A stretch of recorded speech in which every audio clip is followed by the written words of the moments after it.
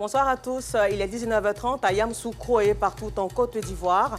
Merci de suivre le temps d'information sur RTI2. Le match de la Coupe d'Afrique des Nations entre le Sénégal et la Côte d'Ivoire est le choc des huitièmes de finale. Un des grands favoris au titre va quitter la compétition dès aujourd'hui. Comment les populations attendent ce match? Vous verrez les réactions dans les bureaux. Et puis hors de nos frontières au Soudan, au moins 52 civils et 2 casques bleus ont été tués dans plusieurs attaques à caractère ethnique. Encore merci à vous de votre fidélité. Autant d'informations sur RTI2. Nous sommes toujours dans la mouvance de la canne de l'hospitalité. L'ambiance en ville est électrique dans les villages de Moronou et d'Assoumvoué, département de Toumaudi situé à quelques kilomètres de la capitale politique ivoirienne. Yamoussoukro, où se jouera le match. Les populations s'apprêtent pour cette rencontre capitale pour les éléphants footballeurs qui se sont qualifiés de justesse.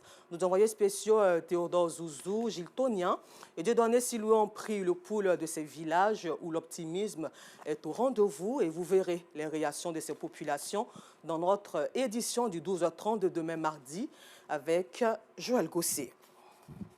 Nous poursuivons ce temps d'information au chapitre éducation où le samedi 20 janvier dernier, les responsables de la Fédération des syndicats autonomes du préscolaire et du primaire de Côte d'Ivoire ont tenu une assemblée générale. Cette assemblée générale avait pour objectif d'informer les militants de l'avancée de certaines revendications menées auprès du ministère de tutelle. Parmi ces revendications, on note aussi l'amélioration des conditions de travail des enseignants. Pour rappel, la FESAPSI, Fédération des syndicats autonomes du préscolaire et primaire de Côte d'Ivoire, est une fertière qui regroupe plus d'une dizaine de syndicats du préscolaire et primaire. Georgette Ido Fofana pour le compte-rendu. Une pléiade d'enseignants du préscolaire et du primaire de Côte d'Ivoire. Tous prennent part à une assemblée générale de la FESAPCI, Fédération des syndicats autonomes du préscolaire et du primaire de Côte d'Ivoire. Au programme, des informations et mises au point sur un arrêté ministériel visant les directeurs d'établissement. Il y a l'arrêté ministériel qui avait été donné par le ministère de l'Éducation nationale interdisant les directeurs d'être dans les syndicats. C'est ce qui sert, c'est aussi une information qu'il faut donner au niveau des enseignants pour qu'ils puissent mieux comprendre. On ne les interdit pas d'adhérer à un syndicat, mais on les interdit d'être au cœur du syndicat parce qu'ils sont aussi dans l'administration. Voilà, donc ils ont la possibilité d'appartenir à un syndicat. Voilà, ça c'est quelque chose qu'il faut préciser. À cela s'ajoute un rappel des différentes revendications en cours. C'est une assemblée générale d'information. Une assemblée générale qui va amener nos camarades à prendre des dispositions sur le terrain pour appliquer, ou du moins appliquer les clauses de la trêve sociale entre le gouvernement et nous. Lors des discussions transversales, nous avons bénéficié de l'amélioration de l'indemnité de transport, on a eu l'amélioration de l'allocation familiale, on a eu aussi le paiement de la prime annuelle. Tout ce que le gouvernement avait pris comme engagement, il faut dire que cela a été respecté. La FESAPCI entend mettre tous les moyens à sa disposition pour parvenir à un accord avec la tutelle. La FESAPCI, Fédération des syndicats autonomes du préscolaire et du primaire de Côte d'Ivoire, a vu le jour en novembre 2021. À ce jour, elle compte une dizaine de syndicats. Et puis au centre de la Côte d'Ivoire, 15 jeunes de Molonou dans le département de Thiébissou, rejoints du Bélier, bénéficient d'une formation. Il s'agit du projet TIMO, travaux à haute intensité de manœuvre. Le lancement de cette formation a eu lieu le 6 janvier dernier à la place publique de Molonou en présence de Georgette Ido Fofana. Ils sont au total 15 jeunes du village de Molonou-Nanafoué dans le département de Thiébissou à bénéficier du projet TIMO. Entendez, travaux à haute intensité de main-d'œuvre. Ils ont reçu du matériel pour mener à bien leurs activités. Il est très important parce qu'au sortir de ce projet, chacun de nous puisse avoir quelque chose sous sa main et encore nourrir ces projets qu'il veut faire. Donc, en tout cas, je remercie beaucoup le président et son équipe. Initiée par le gouvernement à travers le Conseil régional du Bélier, cette formation vise également à lutter contre la pauvreté afin de permettre aux bénéficiaires de se prendre en charge. À la fin du projet, ils pourront bénéficier d'un montant leur permettant d'avoir une caution auprès d'une institution financière. Donc pour cela, je voudrais dire merci à M. le Président de la République qui, par ses actions, permet aux jeunes de se prendre en charge. Le programme TIMO permet à tout un chacun, quel que soit son niveau, même les non scolarisés, à pouvoir bénéficier parce qu'ils sont des jeunes ivoiriens. Le gouvernement ivoirien s'occupe de tous les jeunes de Côte d'Ivoire. Cette opération est à grande échelle dans toute la Côte d'Ivoire. Raison pour laquelle ce matin, nous venons de faire le lancement du TIMO Molonou. Encourager les bénéficiaires et marquer toute notre gratitude au président de la République et à l'ensemble de son gouvernement pour ce vaste programme d'insertion et de formation des jeunes qui a été mis en place et qui nous bénéficie également en tant que sous-préfecture. Ce programme, il a un double avantage.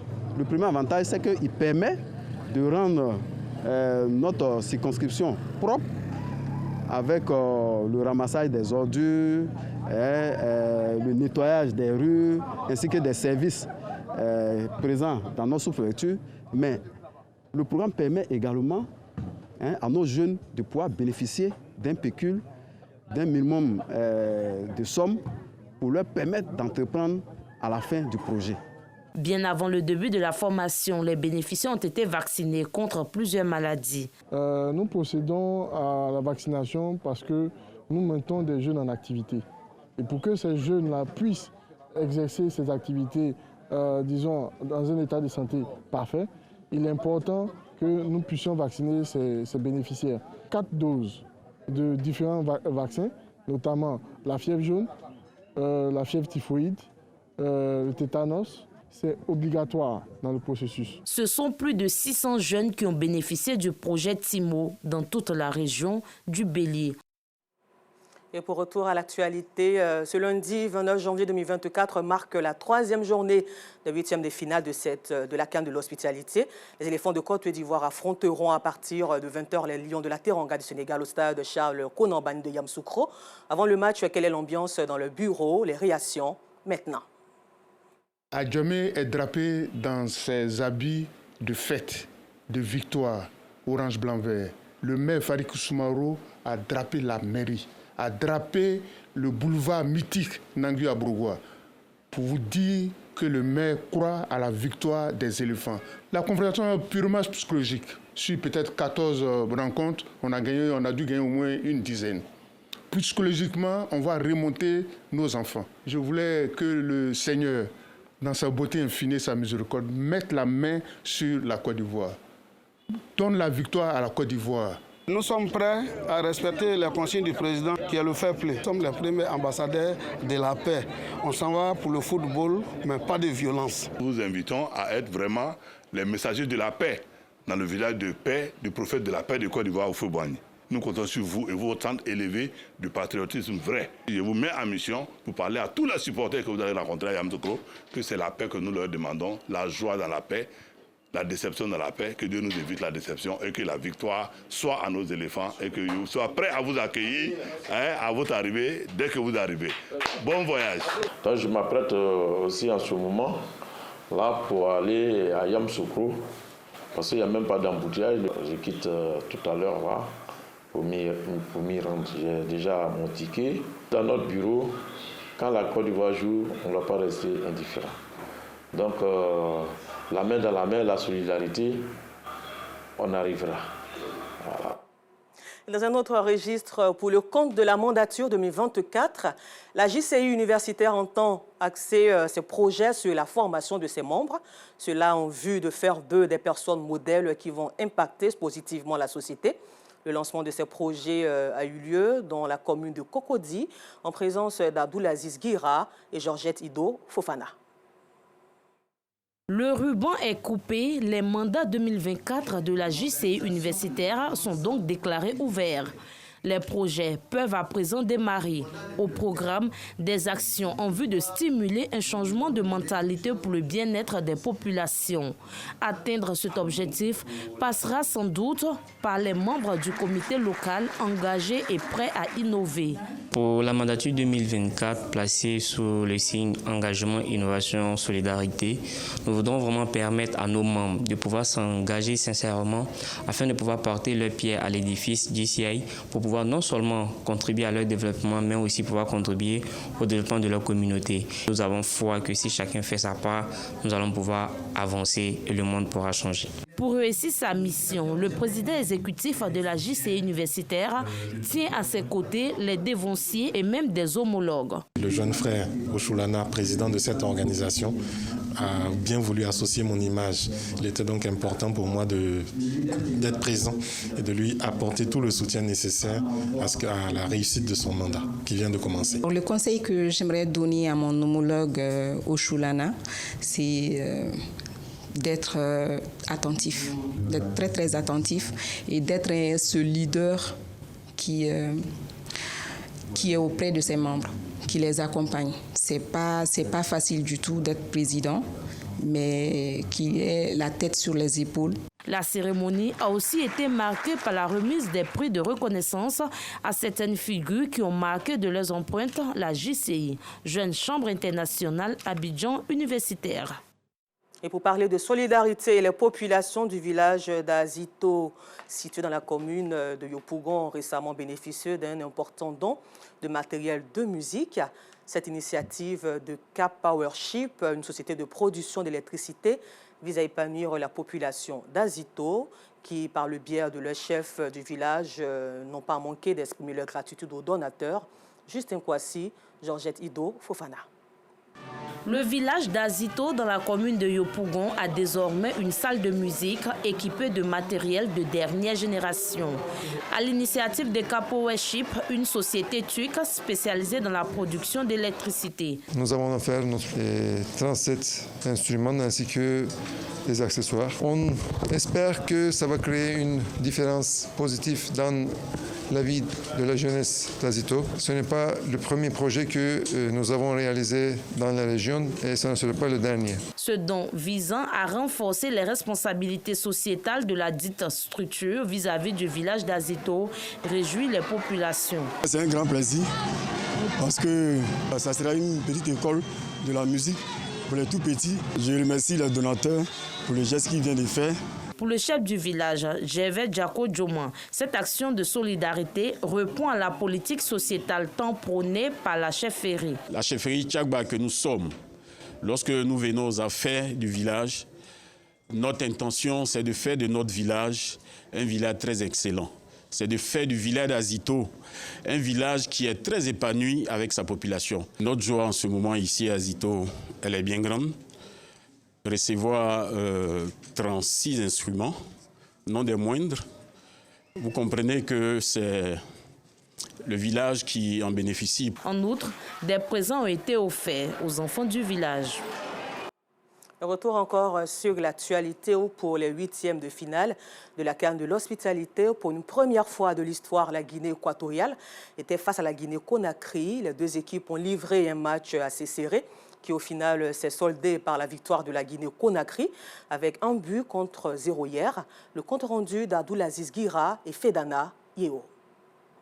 Commune d'Abobo, il est un peu plus de 17 h ce samedi. Le match opposant la Guinée équatoriale à la Guinée-Conakry vient de démarrer. C'est ici, à l'agora de la commune d'Abobo, Koumar, ressortissant de la Guinée-Conakry, vient regarder le match. On est venu soutenir la Guinée-Conakry, victoire, en tout cas, avec qualification. Il y a su même à Guinée-Conakry, il n'y a pas Yaya, mais on a gagné. À ses côtés, des Ivoiriens qui n'ont pas digéré leur défaite face à la Guinée équatoriale. On est contre le fait qu'ils nous aient gagné. Donc nous sommes venus supporter la Guinée-Conakry pour battre 5-0 cette Guinée-là. Pour se rendre compte de la fraternité ivoiro-guinéenne, il faut se rendre à quelques kilomètres de là. Dans ce kiosque à café, d'autres supporters tout aussi confiants suivent le match avec attention. Je sais que les Ivoiriens aussi nous supportent aussi, on se soutient, tu vois, non, c'est comme ça. Euphoriques et avec beaucoup de conviction, les supporters guinéens pronostiquent sur la victoire du Sili national. En premier mi-temps, bon, ça a été un peu bizarre, mais deuxième mi-temps, ça va aller. Deuxième mi-temps, il va ça à 2-0. 2 ou rien, c'est ça on veut, qualification. Ouais, Mayola, Guinée-Conakry. La seconde période du match plus mouvementée que la première. Les occasions s'enchaînent de part et d'autre dans le dernier quart d'heure du match. Loin de là, dans la commune de Cocody, au village Cannes des Deux Plateaux, les supporters s'agitent.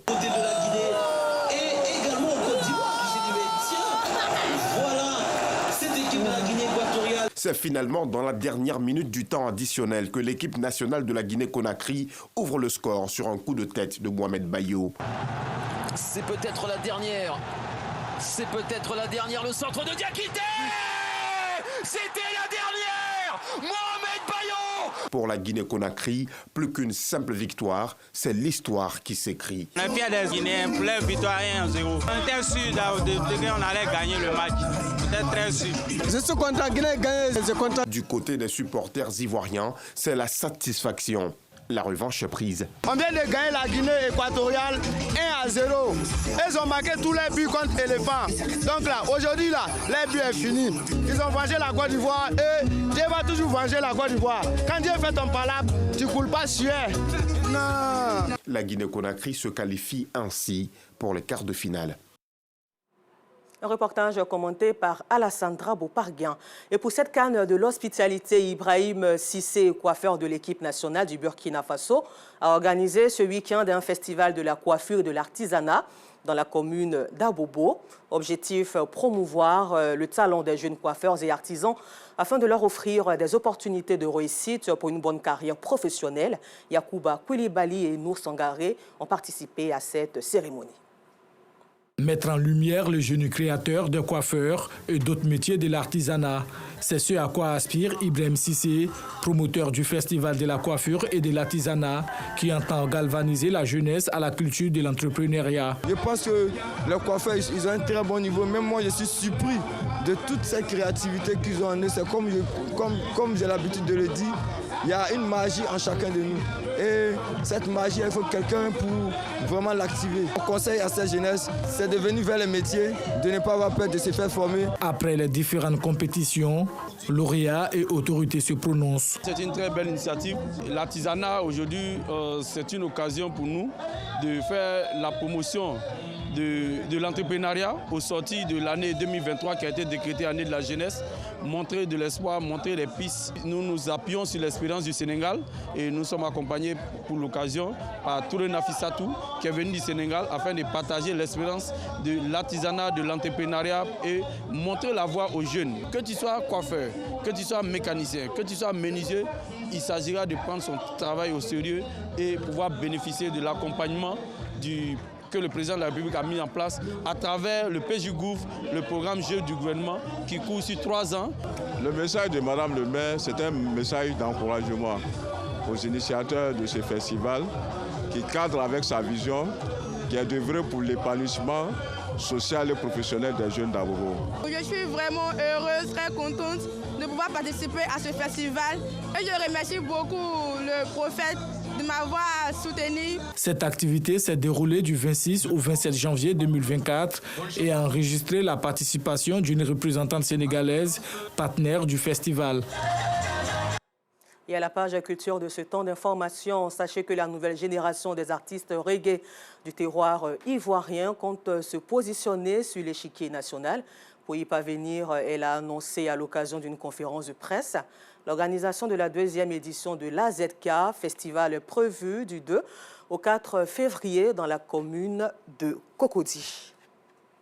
Nous vous le disions en titre, hors de nos frontières, au Soudan, au moins 52 civils et 2 casques bleus ont été tués dans plusieurs attaques à caractère ethnique samedi et dimanche dans la région d'Abyei, zone pétrolifère frontalière contestée entre le Soudan et le Soudan du Sud, selon l'ONU qui a appelé au calme. Et puis nous terminons ce temps d'information en France où les patrons des syndicats agricoles français majoritaires et les jeunes agriculteurs qui ont annoncé au siège de Paris le blocage de 8 autoroutes menant à la capitale ont été conviés ce lundi à rencontrer le Premier ministre Gabriel Attal. Un rendez-vous prévu se tenir à 18h en présence des ministres de l'Agriculture et de la Transition écologique alors que des blocages d'autoroutes menant à la capitale française ont débuté. Une rencontre que ni Matignon ni les deux syndicats n'étaient en mesure de confirmer. Encore merci à vous de nous avoir suivis. Suivez le match Côte d'Ivoire-Sénégal sur RTI 1, la 3 et Radio Côte d'Ivoire et Soir de Cannes sur RTI 2 à 22h. Bonne chance au téléphone de Côte d'Ivoire.